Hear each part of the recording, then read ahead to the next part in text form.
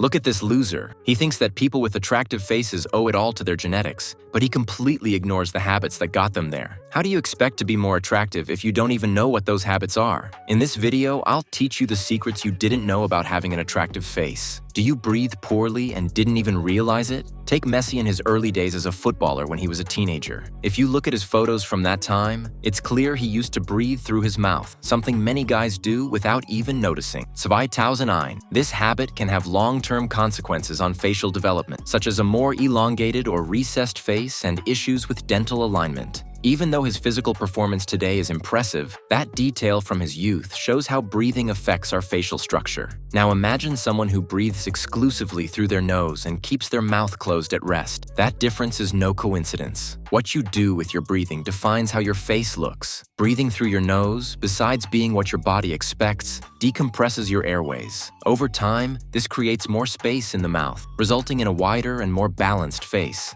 And when you keep your mouth closed at rest, your jaws work together to naturally align your teeth. It's as if your muscles are designed for that job. Changing this isn't rocket science. Learn to breathe through your nose, keep your mouth closed, and let your face do its job. The result? A more balanced face. Aligned teeth? First, masculine profile. 2. Is attractiveness learned or genetic? Apparently not. It all depends on culture. In 1998, at the University of Exeter, they conducted an interesting experiment. They showed newborns pairs of faces considered attractive and others not so much. The babies, who have no clue about fashion or culture, spent 61.5% of their time looking at the more attractive faces. The same pattern was confirmed in another study in 2014. This suggests that even if we don't consciously think about it, our brain already knows how to recognize beauty thanks to biological signals. We're not the only ones who do this. Look at peacocks. They choose their mate based on the quality of the feathers. The more impressive, the better. In humans, something similar happens, but with a cultural twist. Depending on where you are,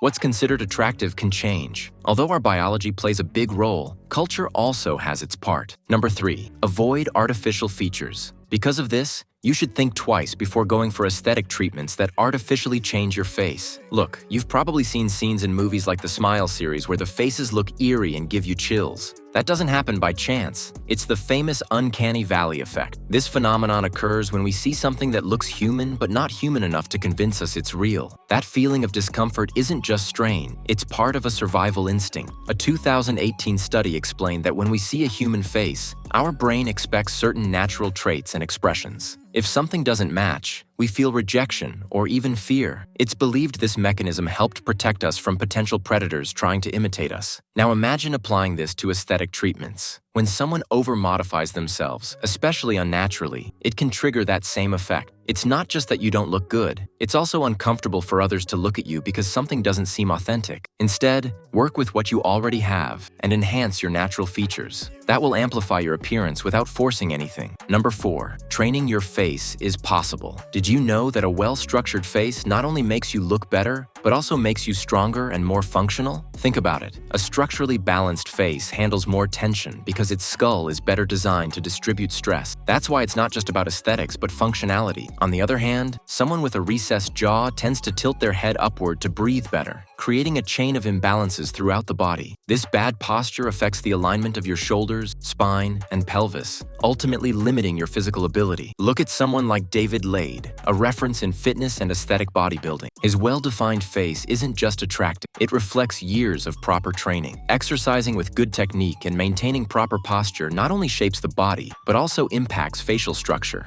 In his case, consistency with exercises that promote body alignment and strengthen the neck contributes to his chiseled jawline and facial balance. It's proof of how training can influence the way your face looks. When your face is correctly developed, your head naturally aligns with the rest of your body. This improves the efficiency of your muscles, tendons, and joints, allowing you to apply more force. That's why those with ideal facial development often have an initial advantage in terms of physical strength. If you want to excel in sports or simply improve your personal performance, work on facial development. It can make a significant difference. Number 5. Cut out sugar. Let's make something clear. Did you know that cutting out sugar can transform your body in an impressive way? Picture someone making this change and going from looking like this to this. Sounds incredible, right? But is it true? Most people start the day with coffee, milk, or even juice, adding at least 2 spoonfuls of sugar, then 2 more at lunch, plus a couple more for another drink. And if you're out after a long day, you grab a soda. Just one 500 milliliter bottle of soda contains 53 grams of sugar. That's 10.6 grams per 100 milliliter. Now multiply that by 5, and you get the sugar content of that single drink. And at dinner, who doesn't have a cup of coffee or milk with another 2 spoonfuls of sugar?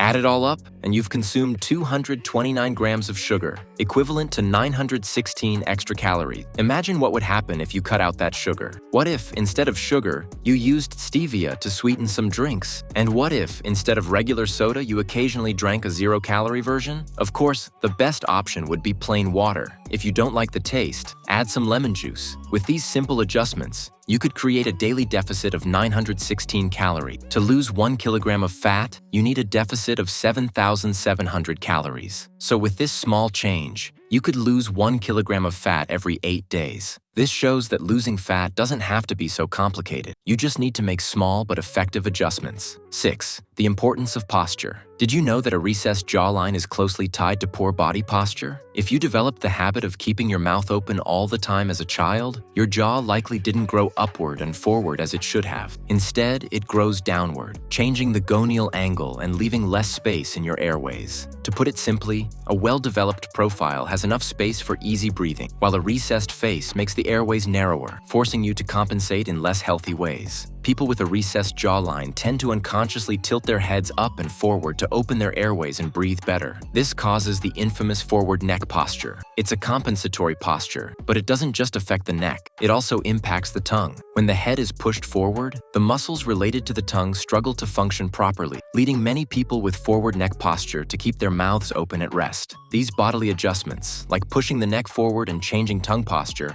end up altering facial structure and creating what's called facial distortion. And although this isn't widely discussed, it's one of the main reasons someone might have deficiencies in their facial profile. Number 7. Count your calories. Stop believing that all healthy foods are calorie-free. Sometimes the foods you think are harmless are the ones adding calories without you realizing it. For example, peanut butter. 1 tablespoon has 95 calories, but if you add 2, that's 190. 3 tablespoons? 285. See how those calories add up without you noticing? Now, olive oil is good for the body, yes, but 1 tablespoon has 120 calories, and if you overdo it, those calories pile up fast. The same goes for avocados. They're rich in healthy fats, but if you eat a whole one, you're consuming around 300 calories. And don't even get me started on nuts. They seem harmless, but a handful of 30 grams can have 200 calories. All of this happens when you're not mindful of what you're eating. It's not about cutting these foods out, but controlling them. You need to know what you're doing if you truly want to see results. Many fall into the trap of thinking that a food being healthy means it has no calories. They eat healthy, but end up in a calorie surplus, not a deficit. That's why they never see the results they want. 8. A hidden epidemic. Obesity is something that 150 years ago was so rare that people paid to see the world's fattest man. Today, you just have to walk into any supermarket and you see it for free, because in many countries, over 40% of the population is overweight. If we keep going like this, it wouldn't be crazy to think that in 100 years, it'll be more normal to see an obese person than someone with a defined body and visible abs. The worst part is that it seems like governments don't even care because things are only getting worse. Watch a video of workers in New York in the 1930s. They were sedentary and didn't exercise, yet no one was obese. Today, doing the same physical activities as in the 1980s, we're fatter. It's not just laziness or lack of discipline.